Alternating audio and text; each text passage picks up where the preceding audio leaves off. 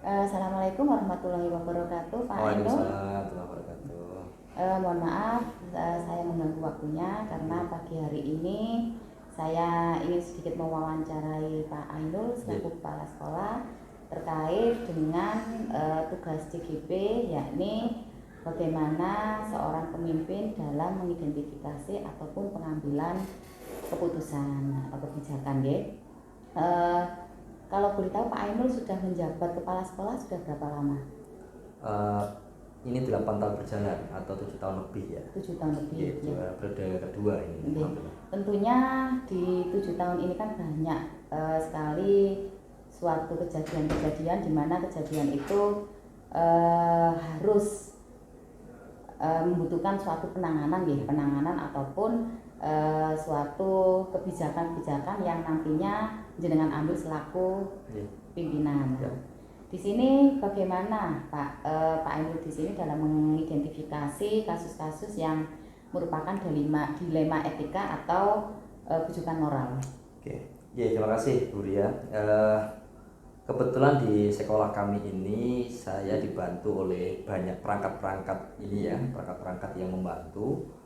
Yang pertama tentu teman-teman wakil kepala sekolah ya, melalui bidang tugasnya masing-masing. Kemudian juga kedua itu dengan keberadaan kepala SDM sebagai perangkat berikutnya. Dari situ kami karena tiap satu pekan kan ada evaluasi pimpinan ya. Jadi kami biasanya ya melihatnya dari situ. Dari situ kemudian kami melihat laporan dari teman-teman dan ada hal-hal yang secara tugas dan fungsi bisa diselesaikan oleh teman-teman lakukan dulu. Baru nanti kalau misalkan itu harus melalui mekanismenya secara SOP harus ke kepala sekolah, baru nanti saya akan menyelesaikan persoalan itu gitu. Tentunya permasalahan itu kan pasti ini Pak ya, menimbulkan suatu dilema ya. Dilema bagaimanakah seorang pimpinan itu ketika mengambil suatu keputusan, baik itu permasalahan siswa ataupun permasalahan guru. Nah, di sini tentunya sebagai seorang manusia hal itu pasti mengacu kepada sesuatu yang mesake lah seperti itu. Ada unsur kasihan atau unsur yang dimana itu sesuai dengan norma ataupun aturan yang berlaku. Nah, itu ketika pengambilan keputusan itu bagaimana Pak Ainul menyikapinya, terutama pada kepentingan-kepentingan yang suatu permasalahan yang benar dengan benar, yang salah dengan benar seperti itu. Jauh sebenarnya sebelum program sekolah penggerak, guru penggerak begitu ya. Kebetulan memang saya terutama mengedepankan pola pembinaan atau apapun namanya itu dengan pola pendekatan coach ya, melakukan coach. Artinya bahwa saya akan melakukan dialog dengan teman-teman dengan harapan bahwa teman-teman akan bisa mencari problematikanya mereka sendiri. Kemudian bahkan yang banyak adalah mereka yang akan menyelesaikan persoalan sendiri ya. Tugas kami tentu adalah memfasilitasi mereka untuk menyelesaikan persoalan-persoalannya itu. Itu yang insya Allah dari sebagian besar atau secara umum persoalan-persoalan yang muncul itu alhamdulillah bisa terselesaikan dengan baik karena menggunakan model-model coach. Karena mereka kalaupun mereka tidak salah misalkan begitu, mereka bisa mengklarifikasi. Kalaupun merasa ada kesalahan, mereka akan menyadari salahnya dan berusaha untuk memperbaiki kesalahannya itu, baik itu siswa maupun guru maupun tendik ya. Jadi semua alhamdulillah pendekatannya di ruangan saya ini ya tidak terus seperti pimpinan yang menyalahkan atau apa tidak, tetapi justru malah saya mencoba menggali bagaimana mereka menghadapi segala persoalan yang muncul itu, dan syukur-syukur kemudian mereka bisa memunculkan solusi-solusi mereka melalui metode coach itu. Baik, memang dirasa itu cukup efektif ya Pak. Betul. Karena selama ini saya juga melihat, karena saya juga bagian dari guru SMA Muhammadiyah 1 Gresik, bagaimana penanganan pengambilan keputusan atau kebijakan terkait dengan permasalahan yang ada di internal seperti itu. Tentunya ada beberapa kendala Pak nggih, khususnya kalau selama ini kan permasalahan yang terbanyak itu kan permasalahan siswa. Nah, itu kira-kira yang kendala-kendala atau tantangan-tantangan yang dihadapi Pak Ainul selaku pimpinan itu apa Pak? Saya meyakini begini ya Bu, setiap persoalan yang muncul itu mesti ada akar persoalannya gitu ya. Dan kalau itu berasal dari internal kami, misalkan ada perlakuan guru misalkan, tapi alhamdulillah tidak pernah ada sih guru-guru yang melakukan hal-hal yang keluar batas gitu ya, atau teknik. Nah biasanya justru problemnya dari keluarga, dari rumah tangga, atau asal dari anak itu gitu ya. Maka mekanisme-mekanisme yang sering kami lakukan di sini, ada SOP yang sudah kita perlakukan, adalah melakukan yang pertama tentu identifikasi. Yang kedua, melakukan komunikasi baik kami yang datang ke rumah untuk melihat situasi di keluarganya, sampai home visit gitu ya. Home visit betul. Kemudian setelah itu kami diskusikan. Kalau memang prinsipnya kalau semua persoalan yang muncul dari anak-anak itu, prinsip pertama yang kami kembangkan adalah kami harus membantu. Kami harus menolong, membantu semampu kami dengan segala resources yang kami punya, kami berusaha untuk membantu mereka karena pada dasarnya mereka butuh kita gitu. Itu yang kami dahulukan ya. Soal nanti ada konsekuensi macam-macam itu hanya bagian dari bagian dari konsekuensi dari apa yang sudah kami amati. Tapi secara umum kami harus mengedepankan, kami harus bantu mereka. Itu dulu. Gitu. Berarti di sini Pak Ainul ada tim ya, tim tersendiri untuk bagaimana supaya nanti beberapa tim investigasi gitu ya semacam itu, supaya nanti permasalahan itu ketika sudah ada di sini itu sudah ada data-data yang valid. Ya, jadi ada tim juga, ada juga ini Bu, ada apa istilahnya ya, ada tadi SOP yang kami terapkan. Jadi misalkan kalau siswa problem itu munculnya pasti dari pengamatan pertama dari guru mapel ya, guru mata pelajaran. Kemudian guru mapel akan berkoordinasi dengan wali kelas. Wali kelas akan berkoordinasi dengan BK. Terus seperti itu sampai nanti ketika sudah pada wilayah yang hasil pengamatan membutuhkan kebijakan khusus, biasanya sebelum ke saya ada teman-teman dari wakil kepala sekolah bidang kesiswaan yang akan melakukan asesmen berikutnya. Baru kalau nanti kemudian ini dirasa masih ada persoalan lagi yang memang harus kebijakan di kepala sekolah, baru saya akan melakukan turun untuk melakukan pengambilan kebijakan apapun itu ya. Tetapi sekali lagi mekanisme yang kami sepakati di sekolah ini melalui SOP itu alhamdulillah selama ini berjalan dengan baik, dan itu adalah salah satu cara kami atau bagian strategis yang kami lakukan supaya anak-anak bisa terbantu melalui asesmen itu. Gitu. Berarti sudah ada prosedur yang jelas di sini. Kebanyakan selama ini untuk beberapa permasalahan itu yang sudah diselesaikan atau sudah diambil kebijakan itu membutuhkan waktu tertentu atau saat itu juga diselesaikan atau pribon? Iya, tergantung ini Bu ya, tergantung temuan persoalannya ya Bu ya. Kalau yang jelas itu setiap permasalahan yang muncul harus terkomunikasikan langsung saat itu. Kalau bisa diselesaikan hari itu berarti alhamdulillah ya. Jadi itu ada proses. Kalau penyelesaian awal tidak ketemu, maka dilakukan observasi berikutnya. Itu terus begitu sesuai dengan tingkat problem yang muncul ya. Kalau problem muncul itu hanya dari anak itu jauh lebih cepat. Tapi kalau problem itu munculnya sudah ada pihak lain, nah itu biasanya kami harus ada waktu yang harus kami butuhkan gitu. Tapi secara umum kami sampaikan bahwa setiap persoalan muncul harus segera diselesaikan. Gitu. Jadi tergantung dari tingkatan permasalahan yang ada. Kalau memang permasalahan itu lebih ringan dan bisa diselesaikan di sini, ya harus selesai. Maka harus selesai. Tapi kalau misalnya membutuhkan waktu tertentu, maka akan diagendakan untuk proses-proses selanjutnya. Berarti tidak ada jadwal khusus nih Pak ya? Tidak ada jadwal khusus dalam artian misalnya 1 bulan ini harus selesai, ada target seperti ini, 1 bulan ada target seperti ini. Kalau secara timing tetap ada ya Bu ya. Misalkan begini nih, kita temukan persoalan hari ini kemudian kita tangani, maka kita biasanya akan melakukan proses itu hari besok apa yang dilakukan, kita evaluasi lagi.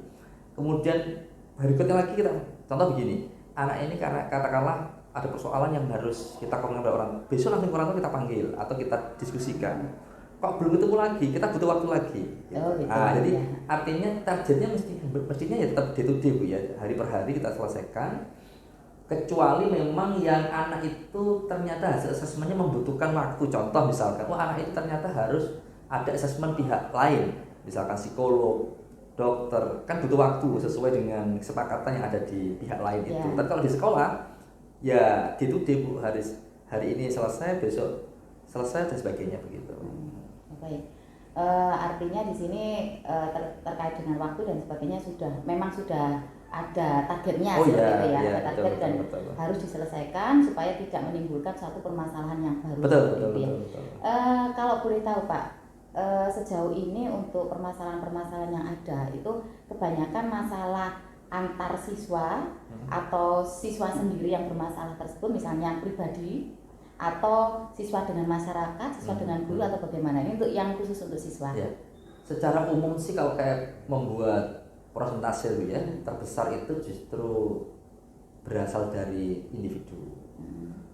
Jarang sekali sih terjadi itu konflik antar siswa. Kalaupun ada itu sifatnya nggak tahunan malah tuh, beberapa tahun sekali, beberapa tahun baru ada lagi. Jadi artinya kalau kita bicara aktivitas rutin daily-nya hariannya itu bahkan yang muncul sering persoalan pribadi anak. Contoh misalkan anak-anak itu tidak mampu manajemen waktu istirahatnya sehingga datangnya terlambat. Kemudian di sini sekolah tidur gitu kan. Jadi lebih ke persoalan-persoalan pribadi. Kalau persoalan-persoalan yang sifatnya dengan pihak lain kok alhamdulillah ya tidak ada dagangan perang. Kalaupun ada skalanya kecil sekali. Jadi makanya sejak tadi saya sampaikan persoalan-persoalan yang kami tangani itu kebanyakan ya memang problem-problem yang berasal dari dirinya maupun dari lingkungannya ya, misalkan dia dengan keluarganya atau dengan misalkan keluarga lah, misalkan dia tinggal tidak dengan orang tuanya, dengan neneknya, tinggal dengan pamannya yang atau orang tuanya ada tapi mungkin intensitas ketemunya kurang, seperti itu. Jadi lebih ke faktor-faktor itu gitu. Pastinya ini ya Pak, pastinya banyak temuan-temuan di lapangan ketika Pak Ainul selaku kepala sekolah akan mengambil suatu kebijakan atau keputusan di mana dua permasalahan yang di situ saling bertentangan. Dalam artian misalkan ada seorang guru atau seorang siswa yang telah melanggar suatu aturan, sedangkan di sini Pak Ainul selaku kepala sekolah banyak pertimbangan untuk mengambil kebijakan itu, misalnya ada rasa kasihan atau seperti itu kan pastinya ada. Bagaimana kalau Pak ini menyikapi hal itu? Itu kan suatu dilema ya, dilema antara rasa kasihan, sedangkan aturan di sekolah itu sudah berbunyi seperti ini, sehingga apa yang harus saya ambil seperti itu. Itu kira-kira untuk menyikapi hal itu apa yang dilakukan oleh Pak Ainul selaku kepala sekolah supaya supaya empiris ya tentu patokan dasarnya dari aturan dulu ya. Aturan kita letakkan dulu, kita lihat, kita analisis. Nah, setelah itu baru kemudian kita lihat akar persoalannya. Setelah kita lihat, setelah itu baru nanti kita akan lihat ada enggak peluang-peluang untuk mendiskresi. Maksudnya gini, aturannya begini, ada peluang enggak ini diringankan, ada peluang enggak ini seperti itu. Maksud saya gini, ini supaya tidak muncul subjektivitas dari saya selaku manusia biasa ya, tapi maksud saya tetap meletakkan aturan di atas segala-galanya, tapi kemudian dari hasil assessment, dari hasil melihat akar persoalan akan muncul itu kira-kira ini apakah memang sesuai dengan aturan yang ada itu, ataukah ada kemungkinan ini lebih diringankan karena faktornya ini, diberi kesempatan karena faktornya ini. Tapi lebih dari itu, seperti yang tadi saya ceritakan di awal, lebih dari itu saya meyakini setiap persoalan yang muncul itu yang harus diselesaikan adalah akar persoalannya gitu. Jadi makanya tadi pendekatan saya tetap menggunakan tetap aturan sebagai acuan, tapi pendekatan yang saya pakai adalah pendekatan tadi itu memotivasi guru maupun peserta didik untuk menyadari bahwa apa yang dilakukan itu adalah hal yang melanggar. Dan mereka menyadari itu, dan kemudian mereka melakukan kesepakatan dengan saya untuk melakukan perbaikan. Itu jauh lebih penting bagi saya ketimbang kemudian saklek harus menerapkan sebuah aturan yang itu jadi tidak seperti itu gitu. Setelah perbincangan ini tadi memang ini Pak ya, kalau misalnya saya ambil kesimpulan itu sebagai seorang pemimpin itu memang paling tidak mengambil suatu keputusan itu mendekati seadil-adilnya seperti itu ya. Paling tidak ada satu aturan dan ada bagaimana prinsip pengembangan suatu permasalahan sehingga itu tidak merugikan semuanya. Betul. Seperti itu. Oke, baik. Oke. Yang terakhir Pak, setelah semua yang disampaikan oleh Pak Ainul tadi, itu apa yang bisa diambil atau nilai apa yang bisa diambil atau dari pengalaman Pak Ainul selaku kepala sekolah dalam mengambil keputusan di situ yang khususnya pada dilema etika? Ya. Yang pertama tentu apa ya, salah satu kalau kita mau curhat gitu ya, barangkali itu memang yang paling berat sebagai pemimpin adalah menegakkan keadilan itu. Ya. Maka tadi saya sampaikan pelajaran yang utama adalah memang karena sebuah institusi maka sistem harus berjalan, sistem harus kita jalankan. Soal kemudian nanti ada catatan-catatan yang muncul itu ya karena memang kondisi yang ada itu harus dilakukan seperti itu. Nah, artinya bahwa prinsip yang harus didahulukan dalam proses keadilan itu adalah ya kita harus membantu bukan berarti meringankan aturan itu, bukan, tapi membantu adalah bagaimana mereka betul-betul harus menyadari bahwa itu adalah sesuatu yang salah dan mereka harus menyadari cara menyelesaikan seperti apa. Baru kalau memang mereka teman-teman atau siswa tidak mampu menyelesaikan, baru kita yang akan menawarkan solusi-solusi itu. Tapi katakanlah sebagian besarnya ya harus mereka yang menyelesaikan persoalan itu, karena kalau berangkatnya dari kesadaran mereka sendiri, insya Allah itu jauh lebih ikhlas dan lebih baik daripada harus disadarkan oleh orang lain, apalagi oleh kepala sekolah gitu. Jadi pelajarannya di situ, dan alhamdulillah di sini yang saya lihat meskipun belum sempurna, belum benar-benar 100% sempurna, tapi paling tidak kondusivitas yang muncul di sekolah ini adalah karena pendekatan seperti itu. Termasuk guru-guru ketika menyelesaikan persoalan dengan siswa, kita terus arahkan melalui kegiatan tiap hari itu, kita sampaikan bahwa penanganannya adalah penanganan melihat bagaimana kondisi peserta didik kita gitu ya, tidak langsung menjudge mereka salah, menjudge mereka itu nakal dan sebagainya. Itu yang kira-kira begitu kira-kira. Baik, terima kasih Pak Ainul, luar biasa untuk diskusi kita kali ini. Memang ketika kita menghadapi suatu permasalahan itu membutuhkan kepala dingin dalam menyelesaikan, betul. Apalagi terkait dengan beberapa konflik yang terjadi di sekolah. Saya rasa semua sekolah juga sama seperti itu. Oke, matur Pak Ainul waktunya. Terima kasih. Assalamualaikum warahmatullahi wabarakatuh. Semoga lancar untuk semua. Amin.